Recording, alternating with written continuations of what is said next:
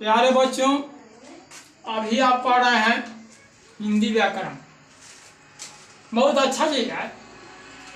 हमेशा परीक्षा में पूछा जाता है केस कारक। केस जानते हैं? केस यानी बाल को नहीं कहते हैं केस।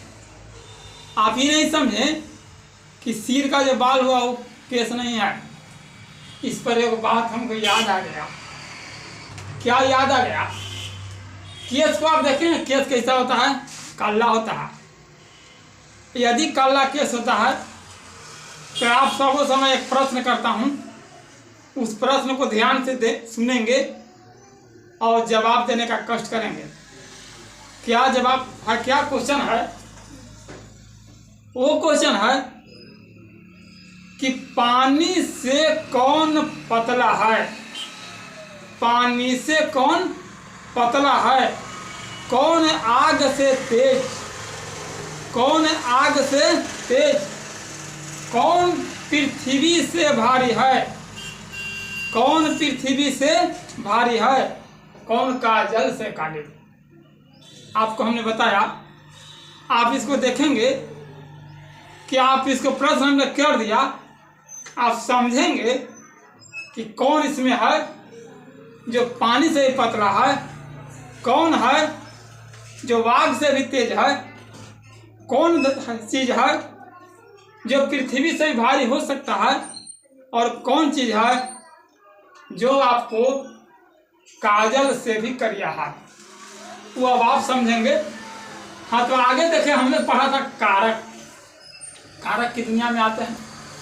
कारक को कहा गया कि कारक आपको किसी संज्ञा के किसी वाक्य के साथ जो संबंध व्यक्त किया जाए, जोड़ा जाए, वही तो कारक है। यह कारक मतलब काम करना, एकदम आसान बात। कारक के भेद और कारक के चिन्ह लिखने के लिए आता है। कारक के आप देखेंगे 8 भेद हैं। पहला के नाम है कर्ता कारक, कर्म कारक, करण कारक, संप्रदान कारक, अपादान कारक, संबंध कारक, अधिकरण कारक और संबोधन कारक। 8 कारक हैं। सबका विभक्ति चिन्ह जो सामने में लिखा गया है, कर्ता कारक का विभक्ति चिन्ह ने होता है। कर्ता ने कर्म को करण से, संप्रदान को के लिए, अपादान से, अधिकरण में पर, संबंध का के की संबोधन हे अरे अजिया हो। इस तरह से कारक के चिन्ह है, जो विभक्ति चिन्ह है उसको आप याद कर लेंगे कि विभक्ति चिन्ह जरूर आता है। अब मैं 4 कारक के बारे में बताने जा रहा हूं, आप पहचान जाएंगे। कर्ता कारक किसको कहेंगे? काम करने वाले को कर्ता कारक कहते हैं। जैसे राम पढ़ता है, इसमें काम राम करता है, इसे राम कर्ता कारक है। कर्म कारक किसे कहते हैं? क्रिया का फल जिस पर पड़े उसे कर्म कारक कहते हैं। जैसे मोहन रोटी खाता है, मोहन खाने वाला काम कर रहा है, और इसमें जो बल पड़ रहा है वो रोटी पर पड़ रहा है, इसे रोटी कर्म कारक है। कर्म कारक किसे कहते हैं?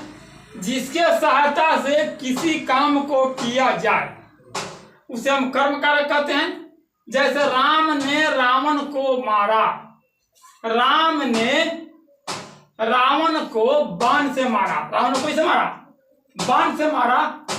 तब बाण जो है वो आपको हुआ कर्म कारक। आप कहें क्या कि मैं कलम से लिखता हूं, लिखते हैं तो कोई लिखते, कलम से लिखते हैं तो कलम क्या हुआ? कर्म कारक। अगला संप्रदान कारक। कदा जिसके लिए किसी काम को किया जाए, जिसके लिए आप कोई काम करते हैं तो वो होता है संप्रदान कारक। जैसे नर्स रोगी के लिए दवा ला रही है। नर्स है जो दवा ला रही है, किसको देने के लिए? रोगी को देने के लिए। इसीलिए रोगी जो हुआ वो आपको हुआ संप्रदान कारक। तो इस तरह से 4 कारक को मैंने पहचानने का बात बताया। 4 कारक शेष बच गया। उसको मैं अगले वीडियो में बताऊंगा कि किस तरह से आप पहचानेंगे। आप इसे अच्छी तरह से समझ लेंगे, याद कर लेंगे। याद कर लेते हैं तो कारक से निश्चित रूप से हर परीक्षा में कम से कम 4 नंबर का प्रश्न पूछे जाते हैं। तो आप याद करें, याद करके इसको आप अपने साथियों में बांटें, उससे भी याद करवाएं ताकि आप दोनों को इससे फायदा हो।